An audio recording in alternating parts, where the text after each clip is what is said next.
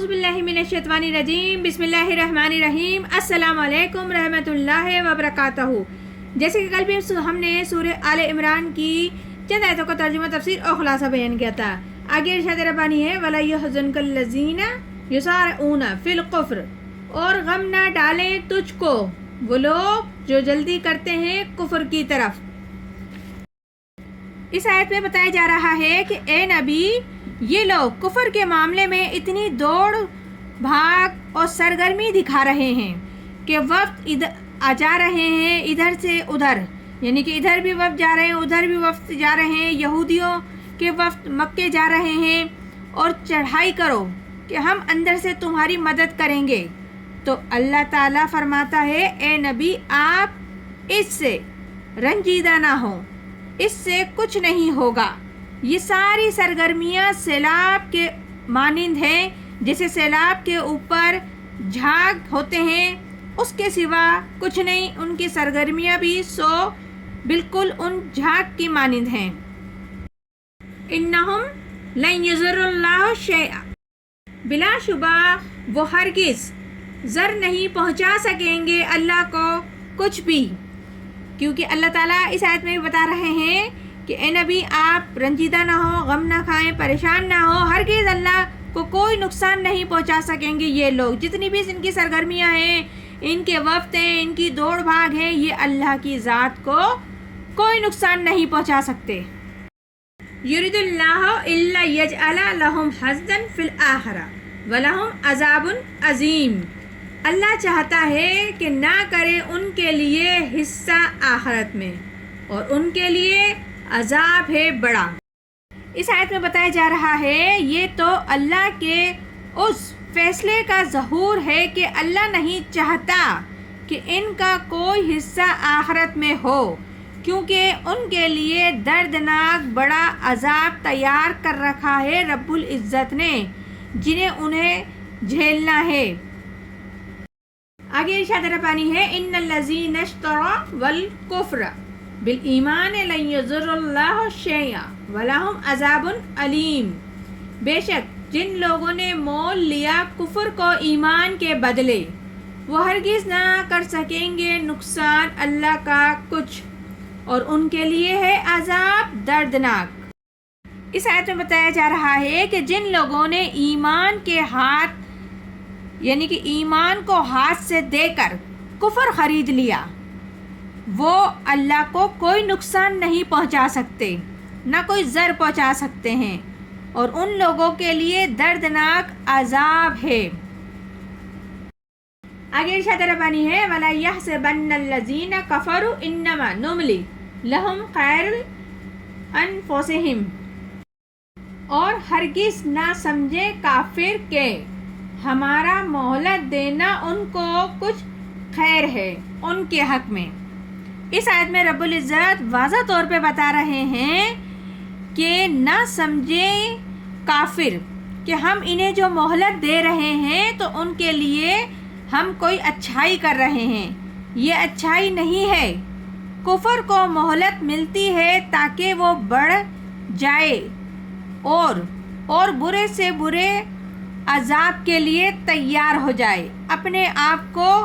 مستحق بنا لے۔ وہ اللہ ڈھیل دیتا ہے تو وہ ہرگز یہ نہ سمجھے کہ یہ ڈھیل ان کے حق میں اچھی ہے۔ آگے فرما رہے رب العزت نُمْلِي لَهُمْ لِيَزْدَادُوا اثْمًا وَلَهُمْ عَذَابٌ مُّهِينٌ، ہم تو محض مہلت دیتے ہیں ان کو تاکہ ترقی کرے وہ گناہ میں، اور ان کے لیے عذاب ہے رسوا کرنے والا۔ اس آیت میں رب العزت بتا رہے ہیں ہم ان کی رسی دراز کرتے ہیں، وہ رسی دراز اس لیے کرتے ہیں، ان کو ڈھیل اس لیے دیتے ہیں تاکہ وہ گناہ کمائیں اور آگے سے آگے بڑھ کر گناہ کمائیں، جتنی ان کی طاقت ہے وہ کر سکتے ہیں گناہ کمائیں، پھر ان کے لیے بھیانک ناک عذاب ہوگا، یعنی کہ ایسا عذاب ہوگا کہ وہ رسوا، ذلیل و رسوا اور خوار ہو جائیں گے، اور وہ کوئی مدد ان کو نہیں آئے گی، ان کو کوئی بچانے والا نہیں ہوگا، اور ان کے لیے صرف اور صرف عذاب ہی عذاب ہوگا۔ آگے ارشاد ربانی ہے مکان اللہ لیذر المؤمنین علی ما انتم علیہ حتی یمیز یمیز الخبیث من طیب، اللہ وہ نہیں ہے کہ چھوڑ دے مسلمانوں کو اس حالت پر جس پر تم ہو، جب تک کہ جدا نہ کر دے ناپاک کو پاک سے۔ اس آیت میں بتایا یہ جا رہا ہے کہ اہل ایمان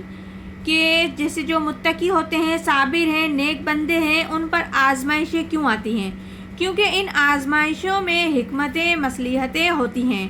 دیکھو یہ بات اللہ کی حکمت کے مطابق نہیں ہے کہ تمہیں چھوڑے رکھے اسی حال پر جس میں تم ہو، یعنی کہ تمہارے اندر کمزور اور پختہ ایمان والے ابھی گڈ مڈ ہیں، اس لیے اس سے آگے بڑھ کر ابھی منافق اور مومن بھی گڈ مڈ ہیں۔ یہ گڈ مڈ کی کیفیت جو تمہارے اندر ہے وہ آگے چل کر اس کو پاک نہ کر دیا جائے اس کے اندر سے، تو یہ تمام ناپاک عناصر نکل نہ جائیں جب تلک، تو آگے جو مشکل مقامات اور بھی مزید آنے ہیں تو وہ آئیں گے، یعنی کہ آگے تمہیں سلطنت روما سے ٹکرانا ہے، تمہیں سلطنت کسرا سے ٹکرانا ہے، تو یہ جو چھوٹی چھوٹی چیزیں ہو رہی ہیں تو تمہارے لیے یہ ضروری ہے کہ وہ پاک ہوتی رہیں، اور پاک ہوتے ہیں انہی آزمائشوں کے ذریعے، یعنی کہ ان جو اللہ تعالیٰ جو آزمائشیں ڈالتا ہے، مصیبت دیتا ہے اہل ایمان پر، تو وہ آزمائشوں کے ذریعے انہیں پاک کر دیتا ہے۔ جب ہی تو اللہ فرما رہا ہے آزمائش ہوتی رہے گی جب تک کہ علیحدہ نہ ہو جائے ناپاک پاک سے، اور ساتھ ساتھ یہ بھی ہوتا ہے کہ تمام حقیقتیں بھی کھل جاتی ہیں کہ کون منافق ہیں اور یہ لوگ ناپاک لوگ ہیں، اور صرف صادق اور امین والے نکھر کر علیحدہ ہو جاتے ہیں اس عمل سے۔ آگے ارشاد ربانی ہے وَمَكَانَ اللَّهُ لِيُطْلِعَكُمْ عَلَى الْغَيْبِ وَلَكِنَّ اللَّهَ يَجْتَبِي مِن رَّسُولِهِ مَن يَشَاءُ، اللہ نہیں مطلع کرتا تم کو غیب پر، لیکن اللہ چھانٹ لیتا ہے اپنے رسولوں کو جس کو چاہے۔ اس آیت میں بتایا جا رہا ہے کہ اسی طریقے سے اللہ تعالیٰ کا یہ بھی طریقہ نہیں ہے کہ غیب کی خبریں تمہیں دے۔ ہاں البتہ یہ معاملہ ضرور ہے کہ اللہ تعالیٰ نے غیب کے حالات کی اطلاع دیتا ہے، اپنے رسولوں تک رکھتا ہے، انہیں دیتا ہے، اور اپنے رسولوں کو چن لیتا ہے جس کو چاہتا ہے رسولوں میں سے، تو وہ ان کو غیب کی خبریں بھی دیتا ہے کہ رب العزت انہیں غیب کی خبریں بھی دیتا ہے، اور وہ غیب ان رسولوں کو از خود معلوم نہیں ہوتا بلکہ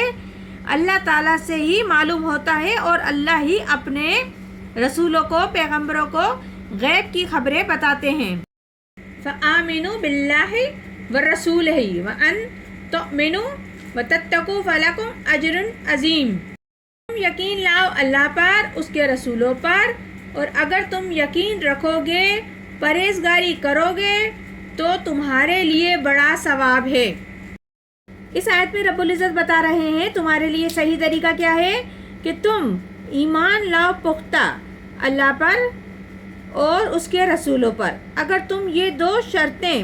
پوری کرتے ہو کہ ایمان میں ثابت قدم رہو گے، تقوی پر کاربن رہو گے، تبھی تو تمہارے لیے رب العزت کا بہت بڑا اجر و ثواب ہے، انعامات ہے، فضل ہے، کرم ہے اور رحم ہے۔ یہ سورہ آل عمران ہے جس کے بھی ہم نے چند آیتوں کا ترجمہ، تفسیر و خلاصہ بیان کیا۔ انشاءاللہ تعالی ہم آگے بھی مزید کرتے رہیں گے۔ پروردگار عالم ہم سب کو قرآن پاک صحیح طریقے سے پڑھنے، سمجھنے اور عمل کرنے کی توفیق عطا فرمائے۔ آمین ثم آمین۔ جزاک اللہ۔